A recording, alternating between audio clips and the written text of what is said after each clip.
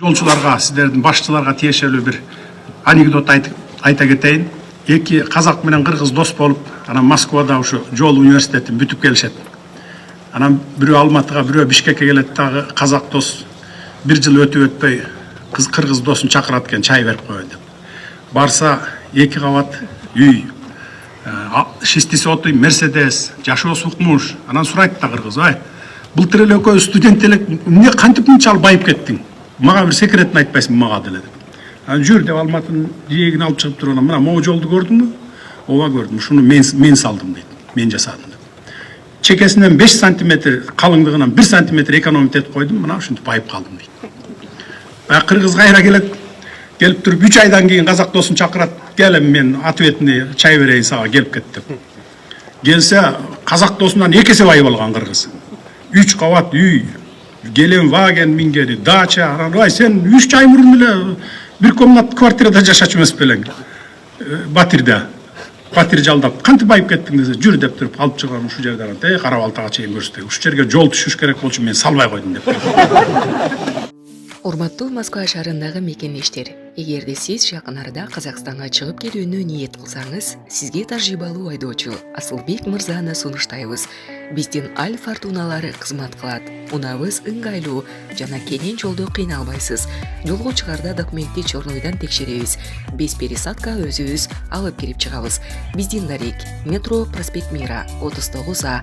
Биздин байланыш номер +7926 929 1820. Анысыңарындай бул сөз деле жөндөн жөн келип чыккан эмес да. Өзүңүздөр билесиздер, мына бүт жол тармагындагылар Минтрансда иштеген өмүр бою кызмат кылып, ошо арасында аралашып да калганыңар бар. Жок эмес, ачык эле айтыш керек. Мурда кандай эле? Мурда бир чет өлкөлүк компанияларга тендерден утту кылып берип, анын жарымын бөлүшүп жеп, калган жарымы менен өзүбүздүн эле ушул жолчуларды, жекелерди жалдап, арендага алып техниканы, эски техникалар менен эптеп-септеп жол жасачу. Айрым учурларда жолу аягына чыкпай да калган, салынбай да калган учурлар болгон. Мына ушундан келип чыккан бир анекдот болсо керек. Азыр эми жаңы анекдот чыгарып алыштыр дагы.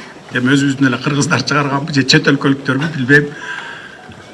Айылды аралап баратса дейт, чет өлкөлүктөр кетип баратса 5-6 балдар турат дейт, жумушсуз. Саясаттан урдуруп атат дейт укмуш. Анан: "Ай, эмне турасыңар, иштебейсиңерби?" десе, "Иш жок" дейт. Тет жерде фабрика ачылыптыр, завод турат экен, 100дөн ашык орун бар экен, издеп жүрөт го жумушчулар" десе, "Аяка барсаң иштеш керек экен да" деп коет дейт.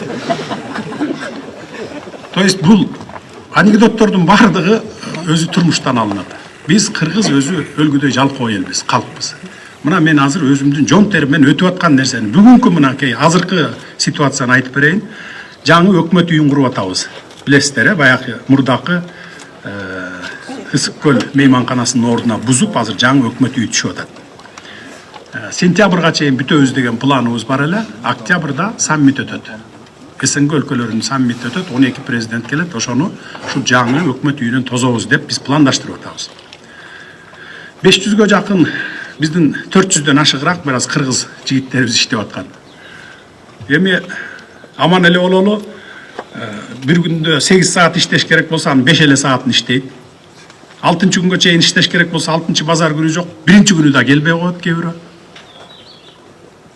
5 саат иштегени эртең менен иштеп баштайт да 1 саат обед кылат, 1 саат телефон чукуйт, анан 1 саат тамеки чегип отурат, 3 саат ошентип жоготпой атат. Чет өлкөлүк бир күндө жасап бүтүргөн ишти биздин кыргыздар бир жумада да бүтүрө албай атабыз.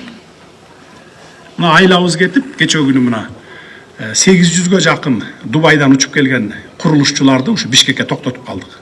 Силер жардам берип, ушуну сентябрга чейин бүтүрүшүп бере коюп, андан кийин анан асман шаарын салганы кеткиле деп, мына курулушчуларды алып калдык мынакей.